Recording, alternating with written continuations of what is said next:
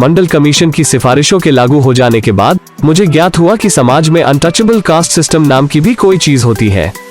उस समय मैं क्लास 6 में था और नहीं जानता था कि शेड्यूल कास्ट और शेड्यूल ट्राइब आखिर होता क्या है। उधर दोस्तों ने अपना ज्ञान देते हुए बताया कि मुलायम सिंह यादव शेड्यूल कास्ट से आते हैं और मायावती शेड्यूल ट्राइब से। लंबा समय गुजर गया और मैंने यह जानने की कभी कोशिश भी नहीं की। गवर्नमेंट जॉब के लिए कंपटीशन की तैयारी की, लेकिन जैसा कि आमतौर पर होता है, मैंने भी केवल सरफेस स्टडी का ही रास्ता चुना। शेड्यूल 5 और शेड्यूल 6 की सरफेस स्टडी के बाद मुझे भी यही लगता था कि शेड्यूल 5 शेड्यूल कास्ट के लिए है और शेड्यूल 6 ट्रिबल कम्युनिटी के लिए। शेड्यूल 5 पूरी कंट्री पर लागू होता है, जबकि शेड्यूल 6 नॉर्थ ईस्ट इंडिया की 7 सिस्टर्स पर। लंबे समय तक फेलियर रहने के बाद भी मैंने डीपली जानने की कभी यह कोशिश ही नहीं की कि मेरिट लिस्ट में टॉप पर आने वाले कैंडिडेट्स आखिर ऐसी कौन सी अनोखी स्टडी करते हैं जिसे न करने से मैं कंपटीशन क्लियर नहीं कर पा रहा हूँ। नमस्कार मित्रों, स्वागत है आप सभी का टू द पॉइंट करियर्स की ऑनलाइन क्लासेस में। And before proceeding this session, मैं हूं आपका होस्ट और दोस्त अतुल सक्सेना। आज कम से कम शब्दों में परंतु डिटेल्ड में आपको यह बताऊंगा कि 5वीं अनुसूची क्या है, यह कौन कौन से क्षेत्रों पर लागू की गई है और इसके लिए गठित किया जाने वाला प्रशासनिक ढांचा किस प्रकार कार्य करता है। What is Schedule 5? In which areas is it applied? And how the administrative framework does his work constitutes for the 5th schedule. साथ ही हम चर्चा करेंगे 5th शेड्यूल से रिलेटेड उन सभी इंपॉर्टेंट आर्टिकल्स तथा इंपॉर्टेंट फैक्टर्स की जिनकी फ्यूचर में होने वाले नेक्स्ट जनरेशन एग्जाम्स में आने की पॉसिबिलिटीज बहुत अधिक है। Now let us start from 5th schedule of Indian constitution. आइए अब प्रारंभ करते हैं भारतीय संविधान की 5वीं अनुसूची। याद कैसे करेंगे 5th शेड्यूल को? Here, at first, we focus on digit 5 of Schedule 5. ध्यान से देखिए और बताइए कि मैथ्स की यह डिजिट इंग्लिश के कौन से लेटर से मैच करती है। Yes, definitely S के साथ, और S इंडिकेट करता है SC और ST को। शेड्यूल 5 को इस प्रकार भी याद कर सकते हैं कि कॉन्स्टिट्यूशन का ऐसा कौन सा इवेंट होता है जो जनरली एवरी 5 इयर्स पर रिपीट होता है। Yes, सही कहा आपने, वो इवेंट है इलेक्शन। और इलेक्शंस में लीडर्स क्या करते हैं? फॉल्स प्रॉमिसेस करते हैं। किसके लिए? SC और ST के अपलिफ्टमेंट्स मींस अनुसूचित जाति एवं जनजातियों के उत्थान के लिए झूठे वादे करते हैं। लेकिन यहाँ एक प्रश्न यह उठता है कि अनुसूची 5 क्या केवल SC से संबंधित है या केवल ST से, अथवा अनुसूची 5 क्या दोनों का ही प्रतिनिधित्व करती है? But here a question arises that whether Schedule 5 is related to ST only or only to SC, or does Schedule 5 represent both of above community? इसका आंसर आपको मिलेगा इसी लेक्चर में बस थोड़ी ही देर में। अब देखते हैं कि SC और ST वास्तव में होता क्या है। A lot of students do not know the difference between SC और ST. SC का फुल फॉर्म होता है शेड्यूल कास्ट अर्थात अनुसूचित जाति। इस जाति में हमारे समाज का वो दलित वर्ग आता है जो प्रायः हमारे समाज में शोषित और उपेक्षित रहा है। In this caste comes that depressed class Dalit section of our society, which has often been exploited and neglected. Shri Bhimrao Ambedkar ने इस डिप्रेस्ड क्लास सोसाइटी के उत्थान एवं सामाजिक समानता means upliftment and social equality के लिए सदैव प्रयास किया। बात करते हैं अब ST की। इसका फुल फॉर्म होता है शेड्यूल ट्राइब अर्थात अनुसूचित जनजाति। इसमें ट्राइब अर्थात जनजाति शब्द पर फोकस कीजिए। यह जाति प्राचीन काल से ही जंगलों में निवास करने वाले आदिवासियों की है। This caste belongs to the tribal living in the forest since ancient times. इस ट्राइबल सोसाइटी को 2 ग्रुप्स में डिवाइड किया जा सकता है। एक में वो आदिवासी हैं जो समाज के अन्य वर्ग के साथ घुल मिल गए हैं। ऐसे क्षेत्रों को अनुसूचित क्षेत्र कहा गया है। In one is that tribal class who have mixed with other sections of the society. Such areas are called scheduled areas. और दूसरा वो आदिवासी वर्ग हैं जो अभी भी स्वयं को शेष विश्व से अलग किए हुए हैं। ऐसे क्षेत्रों को जनजातीय क्षेत्र कहा गया है। And the second is that tribal classes that still isolate themselves from the rest of the world. Such areas are called tribal areas. Now, move to some important points related to Schedule 5. First point related है Schedule 5 के source से। Means that Schedule 5 कहाँ से लिया गया है तथा इसकी उत्पत्ति कहाँ से हुई है। What is the source of Schedule 5? Bharat की भूमि से बहुमूल्य खनिज संपदा मींस प्रेशियस मिनरल वेल्थ को लूटने के लिए ट्राइबल कम्युनिटी को अपने पक्ष में करना आवश्यक था। इसके लिए 1919 के मॉन्टेग्यू चेम्सफोर्ड रिफॉर्म्स के द्वारा अंग्रेजों ने सर्वप्रथम होली एक्सक्लूडेड एरियाज मींस पूर्ण रूप से बहिष्कृत क्षेत्रों तथा पार्शली एक्सक्लूडेड एरियाज मींस आंशिक रूप से बहिष्कृत क्षेत्रों का प्रोविजन किया। होली एक्सक्लूडेड एरियाज में नॉर्थ ईस्ट के सभी स्टेट्स इंक्लूड किए गए थे, जबकि पार्शली एक्सक्लूडेड एरियाज में देश के रिमेनिंग पार्ट से केवल वही एरियाज इंक्लूड किए जाते थे जहां पर ट्राइबल पॉपुलेशन की डेंसिटी अधिक होती थी। इसके बाद गवर्नमेंट ऑफ इंडिया एक्ट 1935 के आर्टिकल 92 में नॉर्थ ईस्ट के ट्राइबल स्टेट्स को केवल एक्सक्लूडेड एरियाज मींस बहिष्कृत क्षेत्र कहा गया, जबकि 1935 के इसी एक्ट के आर्टिकल 93 में देश के अन्य ट्राइबल एरियाज को पार्शली एक्सक्लूडेड एरियाज मींस आंशिक रूप से बहिष्कृत क्षेत्र कहा गया। 16 जुलाई 1946 में सेटअप की गई कॉन्स्टिट्यूएंट असेंबली अर्थात भारत के संविधान को तैयार करने के लिए गठित की गई संविधान सभा ने जनजातियों से संबंधित 2 समितियों का गठन किया। नॉर्थ ईस्ट के एक्सक्लूडेड एरियाज के लिए सेटअप की गई समिति के अध्यक्ष थे सर्वप्रिय गोपीनाथ वारदोलोई। वारदोलोई को 1999 में मरणोपरांत भारत रत्न से भी सम्मानित किया गया था, जबकि देश के अन्य ट्राइबल एरियाज के लिए मींस पार्शली एक्सक्लूडेड एरियाज के लिए सेटअप की गई समिति के अध्यक्ष थे अमृतलाल विठलदास ठक्कर, जिन्हें एबी ठक्कर या ठक्कर बप्पा के नाम से भी जाना जाता था। इन समितियों के रिकमेंडेशन के आधार पर 1935 के एक्ट के आर्टिकल 93 में डिस्क्राइब किए गए पार्शली एक्सक्लूडेड एरियाज को इंडिपेंडेंट इंडिया के कॉन्स्टिट्यूशन में शेड्यूल 5 के रूप में, जबकि आर्टिकल 92 के एक्सक्लूडेड एरियाज को शेड्यूल 6 के रूप में अडॉप्ट कर लिया गया। सेकेंड इंपॉर्टेंट पॉइंट में हम चर्चा करेंगे टेक्सचर ऑफ शेड्यूल 5 की। शेड्यूल 5 को लिंक किया गया है आर्टिकल 244 क्लॉज 1 से। शेड्यूल 5 का शीर्षक है अनुसूचित क्षेत्रों और अनुसूचित जनजातियों के प्रशासन और नियंत्रण के बारे में उपबंध। Provisions as to the administration and control of scheduled areas and scheduled tribes. Schedule 5 में टोटल 7 पैराज हैं, जो कि डिवाइडेड किए गए हैं 4 पार्ट्स में। पार्ट ए में साधारण उपबंध मींस जनरल प्रोविजंस हैं। इस पार्ट में पैरा 1 स्पष्ट रूप से कहता है कि असम, मेघालय, त्रिपुरा तथा Mizoram are not included in schedule 5, मतलब कि ये 4 स्टेट्स शेड्यूल 5 में सम्मिलित नहीं हैं। पैरा 2 कहता है कि executive power of a state extends to the scheduled areas, मतलब कि राज्य की कार्यपालिका शक्ति का विस्तार अनुसूचित क्षेत्रों पर भी होगा, अर्थात राज्य सरकार का कानून इन शेड्यूल्ड एरियाज पर भी एप्लीकेबल होगा। पैरा 3 में राज्य के राज्यपाल के कर्तव्य हैं। There are obligations of the governor of such state in Schedule 5.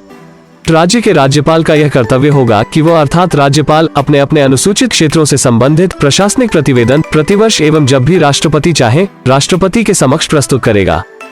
It shall be the duty of the governor of the state that the governor it shall be necessary to present the administrative report relating to his respective scheduled areas to the president every year and whenever the president so desires.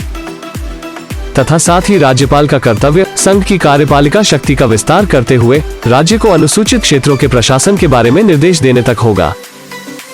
The executive power of the union shall extend to the giving of directions to the state as to the administration of that scheduled areas. इसका अर्थ यह है कि state government का प्रत्येक कानून scheduled areas पर तो लागू होगा ही, साथ ही साथ यूनियन गवर्नमेंट भी अपना कोई कानून गवर्नर के माध्यम से इन एरियाज पर लागू करा सकेगी। इसके लिए यूनियन गवर्नमेंट के निर्देशानुसार स्टेट गवर्नर अपनी स्टेट गवर्नमेंट को ऑर्डर जारी करके यूनियन गवर्नमेंट के किसी कानून को शेड्यूल्ड एरियाज पर लागू करा सकेगा। ध्यान रहे कि बहुत से लोग यूनियन गवर्नमेंट मीन संघ सरकार को केंद्र सरकार या सेंट्रल गवर्नमेंट भी कहते हैं, जो कि सरासर गलत है। Part B administration and control of scheduled areas and scheduled tribes means अनुसूचित क्षेत्रों एवं जनजातियों के प्रशासन तथा नियंत्रण से रिलेटेड है। इस पार्ट में पैरा 4 कहता है कि ट्राइबल पॉपुलेशन के कल्याण एवं उत्थान से संबंधित विषयों पर राज्यपाल को परामर्श उपलब्ध कराने के लिए एक जनजातीय सलाहकार परिषद होगी। There will be a tribal advisory council to provide advice to the governor on the matters related to the welfare and upliftment of the scheduled tribes. इसका मतलब यह नहीं है कि ट्राइबल एडवाइजरी काउंसिल केवल शेड्यूल 5 में डिस्क्राइब किए गए शेड्यूल्ड एरियाज के लिए ही सेटअप की जा सकेगी, अपितु ऐसी कोई भी काउंसिल देश के उन सभी शेड्यूल्ड एरियाज के लिए भी गठित की जा सकेगी जहां पर ट्राइबल पॉपुलेशन निवास करती है। ट्राइबल एडवाइजरी काउंसिल में 20 मेंबर्स से अधिक नहीं होंगे। दैट मीन्स 20 से कम तो हो सकते हैं, परंतु 20 से अधिक नहीं हो सकते। इसमें से 3/4 that means 75% of maximum number of members, which will become 15 in numbers, must be representatives of scheduled tribes in legislative assembly. मतलब कि सलाहकारी परिषद के सदस्य राज्य विधानसभा में अनुसूचित जनजातियों का प्रतिनिधित्व करने वाले विधानसभा सदस्य होंगे। That means they will be tribal members of legislative assembly. ध्यान रहे कि यहाँ पर शेड्यूल कास्ट मतलब कि अनुसूचित जाति की बात नहीं हो रही है। यहाँ बात हो रही है उन MLAs की जो शेड्यूल ट्राइब्स मतलब कि अनुसूचित जनजाति के होंगे। यदि ट्राइबल MLAs अपनी संख्या कंप्लीट नहीं कर पाते हैं तो काउंसिल के रेस्ट मेंबर्स जो कि संख्या में 5 या अधिक भी हो सकते हैं must be nominated by the state governor. मतलब कि यदि किसी समय मान लिया जाए कि लेजिस्लेटिव असेंबली में ट्राइबल MLAs की संख्या 12 ही है तो काउंसिल के रेस्ट मेंबर्स जो कि संख्या में 8 होंगे उन्हें गवर्नर द्वारा नॉमिनेट किया जाएगा। लेकिन कंडीशन हमेशा यही रहेगी कि they must be representatives of scheduled tribes. अर्थात किसी भी दशा में किसी भी जनरल कास्ट या शेड्यूल कास्ट वाले MLAs को ट्राइबल एडवाइजरी काउंसिल का मेंबर नहीं बनाया जा सकेगा। Always remember that here in Part B, Advisory Council के टाइम ड्यूरेशन मीन्स टेन्योर के संबंध में कोई चर्चा नहीं की गई है। लेकिन चूंकि लेजिस्लेटिव असेंबली का टेन्योर 5 इयर्स का ही होता है, अतः यह मान लिया जाता है कि एडवाइजरी काउंसिल का टेन्योर भी 5 इयर्स का ही होगा। पार्ट बी में पैरा 5 शेड्यूल्ड एरियाज के एडमिनिस्ट्रेशन के लिए गवर्नर को स्पेशल पावर्स प्रोवाइड कराता है। संसद अथवा राज्य विधानमंडल द्वारा पारित किसी कानून को अनुसूचित क्षेत्रों में लागू करने या निरस्त करने अथवा संशोधनों के साथ लागू करने का अधिकार राज्य के राज्यपाल को होगा। The governor of the state shall have the right to implement or repeal or enforce the law with amendments to any law passed by the parliament or the state legislature. But for this, it will be necessary to the governor to consult with his tribal advisory council. लेकिन इसके लिए governor को अपनी advisory council से परामर्श लेना आवश्यक होगा। इस प्रकार एडवाइजरी काउंसिल का कार्य स्टेट गवर्नर को मात्र एडवाइस प्रोवाइड कराने तक ही होगा। फाइनल डिसीजन लेने के लिए गवर्नर स्वतंत्र होगा। लेकिन एक स्ट्रेंज फैक्ट यह भी है कि 1950 से आज तक किसी भी राज्य के राज्यपाल ने जहां पर 5th शेड्यूल के शेड्यूल्ड एरियाज डिक्लेयर किए गए हैं वहां पर पार्लियामेंट एवं स्टेट लेजिस्लेचर के किसी भी कानून को विचारार्थ वापस नहीं लौटाया है और न ही ऐसे किसी कानून के क्रियान्वयन को इस आधार पर रोका है कि इस कानून से आदिवासियों की स्वायत्त जीवन शैली पर कोई प्रतिकूल प्रभाव पड़ेगा।